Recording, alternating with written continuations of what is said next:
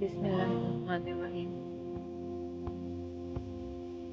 ایک بار جبرائیل علیہ السلام نبی کریم صلی اللہ علیہ وآلہ وسلم کے پاس آئے تو آپ صلی اللہ علیہ وآلہ وسلم نے دیکھا کہ جبرائیل کچھ پریشان۔ آپ نے فرمایا، جبرائیل کیا معاملہ ہے کہ میں آج آپ کو زیادہ دیکھ رہا ہوں؟ جبرائیل علیہ السلام نے عرض کی، اے محبوب کائنات، میں کل اللہ پاک کے حکم سے جہنم کا نظارہ کر کے آیا ہوں۔ اس کو دیکھنے سے مجھ پہ غم کے آثار نمودار ہوئے ہیں۔ نبی کریم صلی اللہ علیہ وآلہ وسلم نے فرمایا، جبرائیل مجھے بھی جہنم کے حالات بتاؤ۔ جبرائیل علیہ السلام نے عرض کی، جہنم کے کل 7 درجے ہیں۔ ان میں سے جو سب سے نیچے والا درجہ ہے، اللہ تعالیٰ اس میں منافقوں کو رکھے گا، اور چھٹے درجے میں اللہ تعالیٰ مشرک لوگوں کو ڈالے گا۔ 5ویں درجے میں اللہ تعالیٰ سورج اور چاند کی پرستش کرنے والوں کو ڈالے گا۔ پھر چوتھے درجے میں اللہ تعالیٰ آتش پرست لوگوں کو ڈالے گا۔ تیسرے درجے میں اللہ تعالیٰ یہود کو ڈالے گا۔ دوسرے درجے میں اللہ تعالیٰ عیسائیوں کو ڈالے گا۔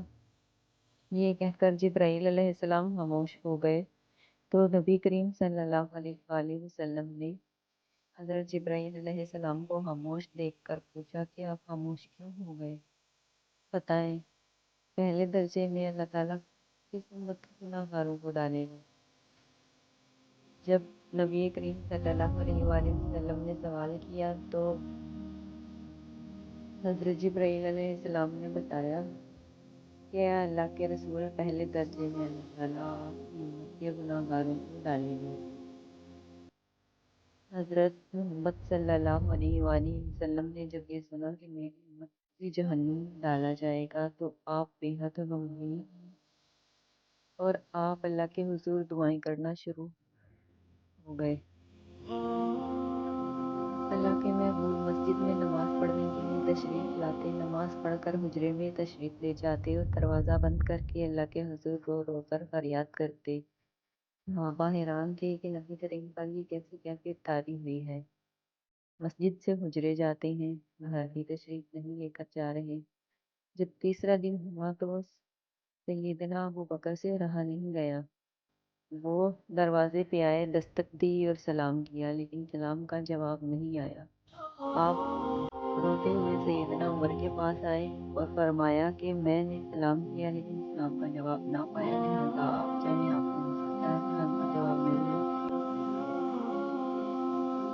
آپ گئے تو آپ نے 3 بار سلام کیا لیکن جواب نہ آیا۔ حضرت عمر نے سلمان فارسی کو بھیجا لیکن پھر بھی سلام کا جواب نہ آیا۔ سلمان فارسی نے واقعے کا تذکرہ حضرت علی رضی اللہ عنہ سے کیا۔ انہوں نے سوچا کہ جب اتنے عظیم شخصیات کو سلام کا جواب نہ ملا تو مجھے بھی نہیں جانا چاہیے، بلکہ مجھے ان کی نور نظر بیٹی حضرت فاطمہ کو اندر بھیجنا چاہیے۔ لہٰذا آپ نے فاطمہ رضی اللہ عنہ کو سب احوال بتا دیا۔ آپ حجرے کے دروازے پہ آئیں، ابا جان السلام علیکم۔ بیٹی کی آواز سن کر محبوب کائنات اٹھے، دروازہ کھولا اور سلام کا جواب دیا۔ ابا جان، آپ پر کیسی کیفیت طاری ہے کہ آپ 3 دن سے یہاں تشریف فرما ہیں؟ نبی کریم نے فرمایا کہ جبرائیل نے مجھے آگاہ کیا ہے کہ میری امت بھی جہنم میں جائے گی۔ فاطمہ بیٹی، مجھے اپنی امت کے گناہ گاروں کا غم کھائے جا رہا ہے اور میں اپنے مالک سے دعائیں کر رہا ہوں کہ انہیں معاف کر دے۔ جہنم سے بری کر کر آپ پھر بری کر دیں گے کہہ کر آپ پھر سجدے میں چلیں گے۔ یا اللہ میری امت کے گناہ گاروں کا رحم کر، مجھے جہنم سے آزاد کر اور غلط کر قدرتا۔ اے میرے محبوب، غم نہ کر، میں تمہیں اتنا عطا کروں گا کہ آپ راضی ہو جائیں۔ آپ خوشی سے کھل اٹھے اور فرمایا، لوگوں، اللہ نے مجھ سے وعدہ کر لیا ہے کہ روز قیامت مجھے میری امت کے معاملے میں راضی کریں گے۔ میں نے اس وقت تک راضی نہیں ہونا جب تک میری آخری امتی بھی جنت میں نہ چلا جائے۔ تو میرے پیارے پیارے سے بہن بھائی، جب ہمارے حضور پاک کو اتنی محبت تھی ہم سے، تو ہمیں اس میسج کو زیادہ سے زیادہ لوگوں تک پھیلانا چاہیے. تو اس کو اگر اچھا لگے آپ کو یہ، تو لائک کریں، شیئر کریں، کمنٹ کریں، اور مزید ایسی ویڈیوز دیکھنے کے لیے